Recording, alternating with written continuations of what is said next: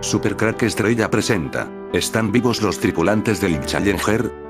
Una reciente teoría de conspiración expuesta en el foro de internet cluesforum.info postula que la NASA arregló todo para que el Challenger explote en 1986, y que los que se suponía que iban a ser sus tripulantes no estaban adentro y siguen vivos, aunque ocupando otros cargos, retirados de la NASA. Y hay imágenes que pretenden demostrar esto. Los antecedentes de esta teoría la encontramos en el libro El Challenger revelado. Relato de una fuente interna de cómo la administración Reagan causó la más grande tragedia de la era espacial 2007, de Robert C. Cook, analista de recursos para los cohetes de combustible sólido de la NASA. En palabras de Cook, la NASA encubrió la razón de por qué el Challenger explotó. Este estaba predestinado a explotar, debido a que tenía una serie de fallas técnicas que hacían imposible el éxito de esta misión. Y es que Ronald Reagan presionó a la NASA para que el Challenger fuera puesto en órbita. La NASA se lo negaba, pero por temas económicos tuvo que realizarlo de igual forma. Según Cook, la administración Reagan presionó muy fuerte para que la NASA lanzara la misión 51L, antes de que estuviera lista. En consecuencia, a los 73 segundos del despegue, el transbordador explotó, matando a 7 personas y dejando a una nación traumatizada. Cook afirma que fue el primero en advertir de una posible falla catastrófica. Su nota, que detalla las preocupaciones y advertencias de los constructores de cohetes de la empresa Morton Thiokol, fueron ignorados por los principales funcionarios de la NASA y los miembros del gobierno. Como consecuencia de la explosión, la NASA lanzó una investigación para descubrir la causa de la catástrofe. Aunque dentro de la NASA no había certeza absoluta sobre el advertido fallo de las uniones en forma de anillo, se inició un encubrimiento proclamando públicamente que la causa de la explosión era desconocida. Una comisión investigadora del gobierno perpetró la misma mentira. Y cuando Richard Cook vio que la comisión no estaba interesada en la revelación de la verdad, él filtró los documentos de advertencia sobre las uniones de anillo al New York Times. Su artículo desató una cascada de revelaciones sobre los acontecimientos que condujeron al desastre, incluyendo revelaciones de los ingenieros de Morton Thiokol que habían tratado de detener el lanzamiento. Por ejemplo, la declaración del ingeniero Roger Boyce-Holly dejó atónita a la comisión. Manifestó que sabía que las temperaturas bajo cero de aquel día podían poner en peligro la misión. 12 o 13 horas antes del despegue, Boyce-Holly trató de detener el lanzamiento. Basándose en pruebas de un lanzamiento anterior, recomendó expresamente no lanzar el cohete con esas gélidas condiciones ambientales, porque habían unas uniones en los cohetes que se deformaban a temperaturas inferiores a los 12 grados, y en consecuencia, el transbordador podría explotar en el aire.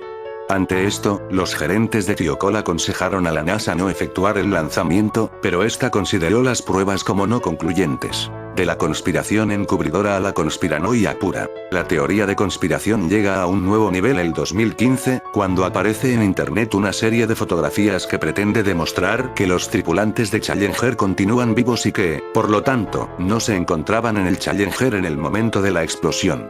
¿Acaso la NASA había realizado un montaje, lanzando un transbordador vacío y dejando que estalle en el aire, para librarse de las presiones de la administración Reagan? ¿Recuerdas a los astronautas del Challenger? Sorpresa, están vivos.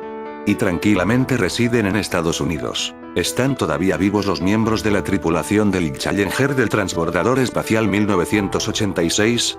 ¿Recuerdan el truco de la película Transformers? ¿Y si solo vimos explotar un Challenger vacío? ¿Quién no se acuerda del 28 de enero de 1986? El desastre del Challenger, cuando el orbitador de la NASA del transbordador espacial Challenger se desintegró 73 segundos en su vuelo sobre el océano Atlántico, frente a la costa de Cabo Cañaveral, Florida, a las 11:38 est.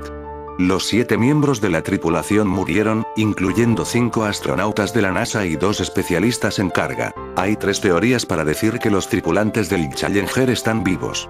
Una es que el Challenger estaba vacío sin nadie a bordo, y la otra que la cápsula del Challenger salió despedida y cayó al mar con los tripulantes dentro, y que fueron recogidos por los marines, y la tercera que un segundo antes de explotar unos seres extraterrestres los recogió de la nave. Puede que estas fotos no serían más que un cúmulo de coincidencias forzadas, pero aún así, puede que los tripulantes del Challenger estén vivos de todos modos. Según contactados como Sixto Paz, una nave de la Federación Galáctica habría rescatado a la tripulación en una fracción de segundo antes del estallido del Challenger. habrían sido llevados a Ciudad Confraternidad, en Ganímedes, satélite de Júpiter colonizado por humanos de Orión hace mucho tiempo. Dicha ciudad estaría conformada entonces por unos 12.000 habitantes, todos terrestres o descendientes de terrestres llevados allá en los últimos 300 años. A partir de agosto de 1987, y hasta diciembre del 2012, los habitantes de Ciudad Confraternidad, incluyendo los astronautas del Challenger, habrían ido siendo devueltos gradualmente a la Tierra para servir en la misión por la humanidad. También los habitantes de la isla Friendship fueron capaces de anticipar en unos 30 minutos la explosión del Challenger en una comunicación con Octavio Ortiz. Esto nos indica que otras civilizaciones sabían y estaban muy al pendiente de lo que iba a ocurrir, con el fin de actuar y rescatar a los tripulantes. Así las cosas, puede que al menos alguna de las fotos comparadas corresponda efectivamente a uno de los tripulantes del Challenger. O tal vez fueron reintroducidos a la sociedad terrestre bajo nombres diferentes, para no ser reconocidos. ¿Pudo la congregación Friendship haberse encargado de estas operaciones? ¿Habrían pasado los tripulantes del Challenger una temporada en la isla Friendship antes de volver a la sociedad terrestre que habían dejado en 1986? Lo cierto es que estos seres del espacio o de donde fueran antes de rescatar a los tripulantes del Challenger, estuvieron por Argentina el 9 de enero de 1986, 19 días antes de la explosión del Challenger el día que llegaron los aliens a Argentina. El 9 de enero de 1986 apareció una mancha en el Cerro El Pajarillo, que marcó el nacimiento del mito ovni. El Cerro Uritorco obtuvo fama internacional. Grandes historias de este fenómeno esotérico, social y económico. A Capilla del Monte no le hizo falta descubrir petróleo, encontrar una veta de esmeraldas incrustada en la montaña o subirse a las barcazas de la sojización. La pequeña ciudad del departamento Punilla, ubicada a 110 kilómetros de la capital provincial, encontró algo mucho más fabuloso, más fácil de cultivar y de explotar, sin contaminar su ambiente y sin atraer una estampida de aventureros o instalaciones fabriles. Lo que consiguió Capilla del Monte fue, ni más ni menos, una hermosa historia de misterio. Capilla del Monte es el único lugar del mundo que tiene como principal fuente de ingresos la marca de una quemadura sobre unos pastizales. Marca que duró unos meses y luego ¡puf! Se esfumó. Pero fue suficiente. La infinita credulidad humana hizo todo lo demás. Esta historia increíble tiene fecha oficial de inicio el 9 de enero de 1986. Un jueves de verano. Sin embargo, el país se enteró varios días después.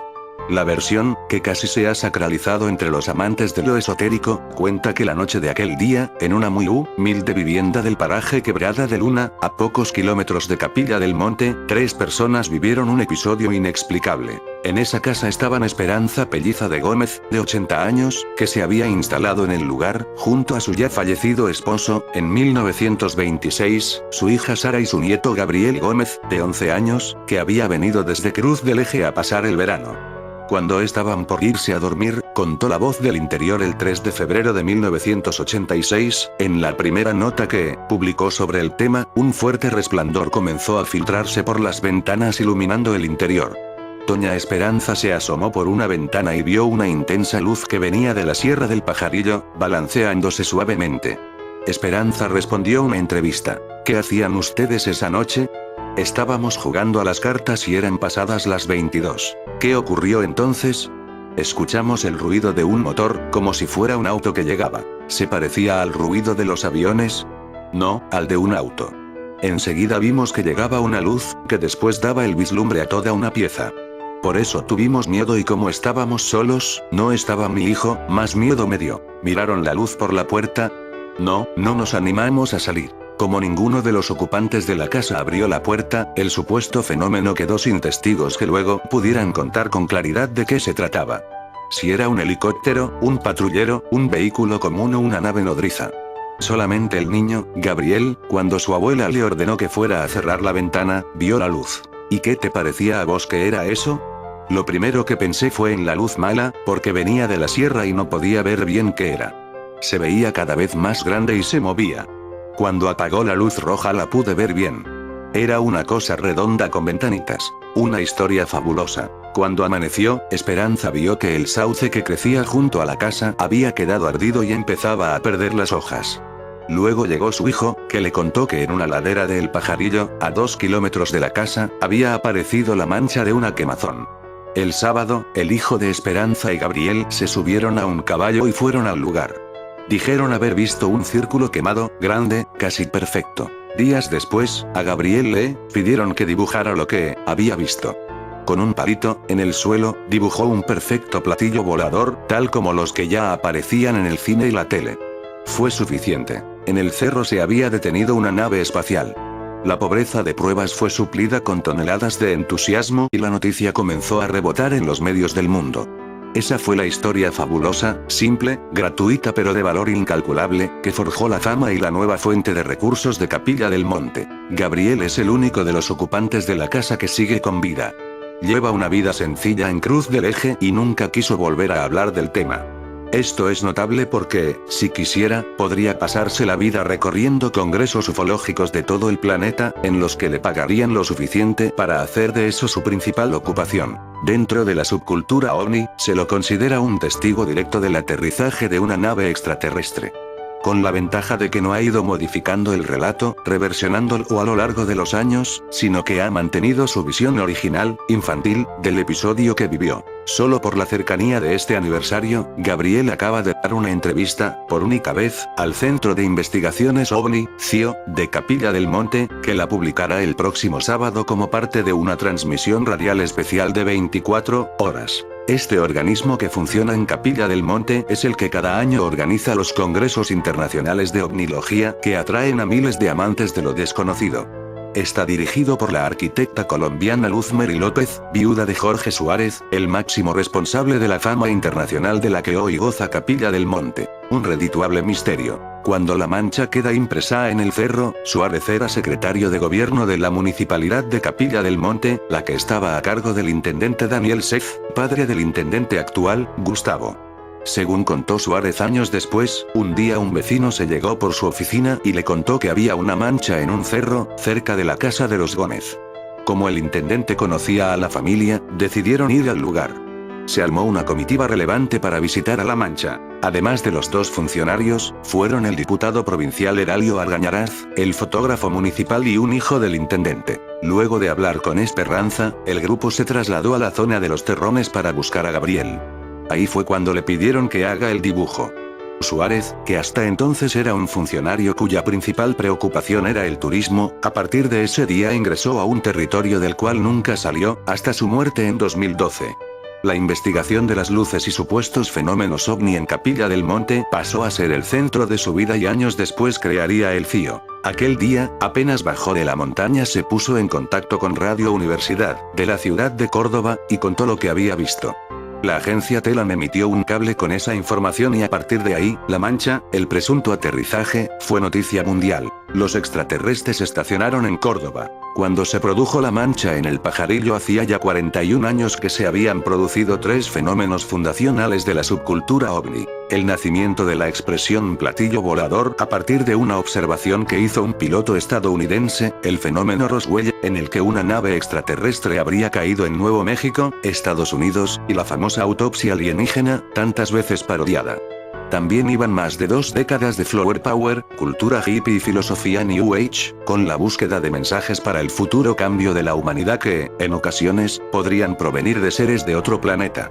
Capilla del Monte no hizo más que extender su mano y dejó que el misterio se asentara entre sus dedos. Una historia llena de luces. Principios del siglo XX. Ya existían rumores y leyendas sobre extrañas luces que aparecían en la zona del Cerro Uritorco, lo mismo que en otros lugares de las serranías. Uno de los misterios más grandes de Argentina, y de los que más se ha escrito durante los últimos años es sin duda, el del Cerro Uritorco y la ciudad intraterrestre de Erx, que supuestamente se encuentra en las profundidades de estos mágicos montes. A partir del 9 de enero 1986, la zona del Uritorco toma fama mundial debido a una de las huellas más grandes dejadas supuestamente por una nave extraterrestre en la Sierra del Pajarillo, que forma parte del Valle de Onganira. La quemazón era de 122 metros de largo por 64 de ancho. Los testigos, Gabriel Gómez de 11 años y la anciana Esperanza Gómez, hoy fallecida, pudieron comprobar cómo un ovni fue iluminando a su paso todas las sierras desde el Cerro Pajarillo hasta su casa. Por la mañana no solo encontraron la huella que había dejado la nave, sino que también observaron una serie de sauces que quedaron amarillentos, cayéndoseles las hojas posteriormente, como si se les hubiese succionado toda la clorófila. Esto fue 19 días antes de lo del Challenger. Estos son los nombres de los 7 miembros de la tripulación Challenger. Francis Richard Scobee, comandante. Michael J. Smith, piloto. Ronald McNair, especialista de misión. Ellison Onizuka, especialista de misión. Judith Resnick, especialista de misión. Gregory Jarvis, especialista en carga útil. Tristan Caulife, especialista en carga útil. Ahora vamos a las fotografías de los astronautas, que supuestamente seguirían vivos en Estados Unidos. Conocido como el piloto del Challenger, Michael J. Smith tenía el mismo nombre que un hombre idéntico a él, que actualmente es profesor de ingeniería en la Universidad de Wisconsin. Además, se dice que el currículum de este profesor indicaría que trabajó en la NASA, sin especificar en qué. El comandante Richard Scobee tiene el mismo nombre y apariencia del director ejecutivo de una empresa de cohetes. En el currículum del director ejecutivo también se menciona el haber trabajado en la NASA, sin especificar en qué. Este es el que más llama la atención por algo que puso en su red social. Francis Richard Scobee, comandante de Challenger Space Shuttle nacido el 19 de mayo de 1939, el comandante Francis Richard Scobee tenía 46 años cuando murió en la explosión del Challenger.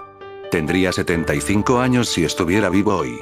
Curiosamente, hay un hombre también llamado Richard Scobee, el CEO de una compañía de marketing y publicidad de Chicago llamada Cousin 3, que tiene un parecido sorprendente, factoring en el timelapse de 30 años, al comandante Richard Scobee, la misma frente alta, las mismas cejas, mismos ojos anchos que están ligeramente inclinados hacia abajo en sus esquinas exteriores. La fuente de la foto a la derecha de CEO Richard Scobee es su página de LinkedIn. Si vas al sitio web de Vacas en los Árboles, verás una animación de una vaca con cohete en el cielo con un humo remolino en forma de número 6, al igual que el transbordador espacial Challenger tal como se vio en la televisión explotando en el aire. Guiño guiño. CEO Richard Scobee seguro tiene un sentido del humor sarcástico. La piloto Sharon Caulife tiene el mismo nombre y apariencia de una abogada de la Universidad de Siracusa especializada en Derecho Aeroespacial, que ha escrito artículos sobre el tema. La astronauta Judith Resnick tiene el mismo nombre y apariencia que una profesora de Derecho de la Universidad de Yale. También ella muestra en su currículum un paso no especificado por la NASA. Ronald McNair, especialista en misión de Challenger. Nacido el 21 de octubre de 1950, el especialista en misión Challenger Ronald McNair, el segundo astronauta afroamericano, con un Ph.D. En física, tendría 64 años si no hubiera perecido en la explosión del transbordador espacial. Si Ronald L. estuviera todavía vivo hoy, se vería igual que esta foto de su hermano, Carl. Ellison Onizuka, especialista en misión Challenger. Otro especialista en misión Challenger, Ellison Onizuka, el primer astronauta japonés estadounidense, también tiene un hermano parecido a Claude llamado Claude. Nacido el 24 de junio de 1946 en Hawaii, Ellison tendría 68 años hoy si no hubiera muerto en la explosión del Challenger. Si Ellison estuviera todavía vivo, se vería igual que esta foto de su hermano menor Claude. Las mismas cejas, los mismos ojos, las mismas arrugas de los pies de cuervo, la misma nariz, incluso el mismo pelo. Judith Resnick, especialista de misión Challenger. Nacida el 5 de abril de 1949, la especialista en misión Challenger Judith Arlene Resnick, con un Ph.D. en ingeniería eléctrica, fue el primer astronauta estadounidense judío en ir al espacio y la segunda astronauta estadounidense. Ella tendría 66 años hoy si no hubiera muerto en la explosión. Si estuviera viva hoy, no es difícil imaginar que después de 29 años, la astronauta Judith Resnick se parecería a Arthur Lyman, profesor de Derecho Judith Resnick en la Facultad de Derecho de Yale, pelo rizado oscuro, ojos oscuros, misma forma de cejas, las mismas líneas en ambos lados de la cara que se extienden hacia arriba desde la mandíbula. Sharon Tristan Caulife, especialista en carga útil del Challenger, nacida el 2 de septiembre de 1948, Sharon Tristan Caulife fue maestra de estudios sociales en Concord High School en New Hampshire cuando fue seleccionada de entre más de 11,000 solicitantes para participar en el proyecto de maestro en el espacio de la NASA. Si Challenger no hubiera explotado, sería la primera maestra en el espacio. Si no hubiera muerto en el desastre de Challenger, Mcauliffe tendría 66 años hoy. Bueno, hay un Sharon Mcauliffe, un profesor adjunto en Syracuse University College of Law, que un poco parece un astronauta más viejo Mcauliffe, haciendo hincapié en los 30 años de tiempo. Mira el pelo, barriendo desde el centro de sus rayas hasta el lado izquierdo de sus frentes. La causa última del fatal accidente fue el fallo de una de las juntas tóricas que sirven para fijar las diversas secciones que componen cada uno de los dos cohetes auxiliares, sellarlas y asegurar su estanqueidad, de forma que los gases ardientes no se escapen, algo que no ocurrió ese día, con una noche anterior al accidente especialmente fría que no permitió que se cerraran bien y se produjo un fatal escape de gas en la parte inferior del impulsor derecho. Este perforó la parte inferior del depósito principal a los 64 segundos del lanzamiento y dio lugar a una fuga de hidrógeno y los acontecimientos se precipitaron hacia su inevitable conclusión. La NASA había sido encargada de enviar satélites militares al espacio, y había quedado en realizar 2 lanzamientos mensuales, pero a duras penas lograba hacer uno cada 3 a 6 meses.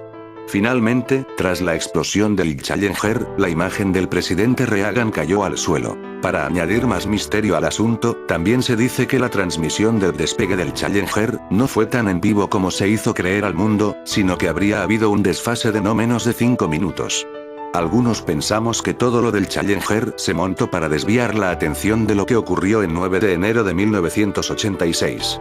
Algo tan gordo que era necesario algo muy grande para desviar la atención. El caso McMartin fue un caso judicial por supuesto abuso sexual y rituales satánicos en una guardería preescolar en los años 1980. El caso comenzó con una denuncia en 1983 contra la familia McMartin, dueños de la guardería infantil, en California, que llegó a acusarlos del abuso sexual de 360 niños y de la realización de rituales con sacrificios de animales en túneles subterráneos dentro del establecimiento. El 9 de enero de 1986, y después de una vista preliminar de 18 meses, un juez de California ordenaba el procesamiento de Virginia McMartin, de 77 años, así como de su hija, su nieto, su nieta y 3 cuidadoras de la escuela infantil que la anciana regentaba en Manhattan Beach, Los Ángeles, Estados Unidos. Los 7 acusados se enfrentaban a 135 cargos de abuso de niños. Pero más allá de lo abultado de la cifra, aquel no era un caso ordinario de pederastia. Además de toda clase de agresiones sexuales y violaciones, los informes de algunos testigos narraban sacrificios de animales, mutilaciones, torturas e incluso la decapitación de un bebé para beber su sangre, todo ello en el marco de presuntos rituales satánicos practicados por la familia McMartin. El caso McMartin se cerró en 1990 sin una sola condena. 5 de los acusados, incluyendo a la propietaria de la guardería, vieron retirados sus cargos por falta de pruebas apenas una semana después de la orden de procesamiento. Los 2 restantes, Peggy y Ray Buckey, hija y nieto respectivamente de Virginia McMartin, fueron finalmente absueltos cuando el proceso reveló que las acusaciones no se sostenían. Pánico satánico. El juicio más largo y caro de la historia criminal de Estados Unidos fue el caso más conocido de un fenómeno que brotó en aquel país en la década de 1980 y que cobró un inusitado protagonismo en la sociedad. Prácticamente de la noche a la mañana comenzaron a acumularse denuncias sobre prácticas satánicas que involucraban torturas, abusos sexuales, asesinatos rituales, matanzas de niños, canibalismo y otros horrores.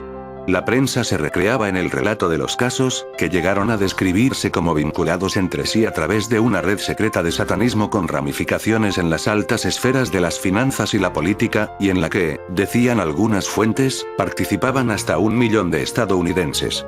19 días más tarde de ese 9 de enero ocurrió todo lo del Challenger, algo si lo piensas bien muy oportuno ya que lo que estaba saliendo a la luz era algo que más tarde con las redes sociales del internet se destapó en el siglo XXI, con los vídeos de conspiración por algo. A partir del año 2019, realizar estos vídeos será tarea imposible. Como ves, todo parece una gran mentira donde uno ya no sabe en qué creer.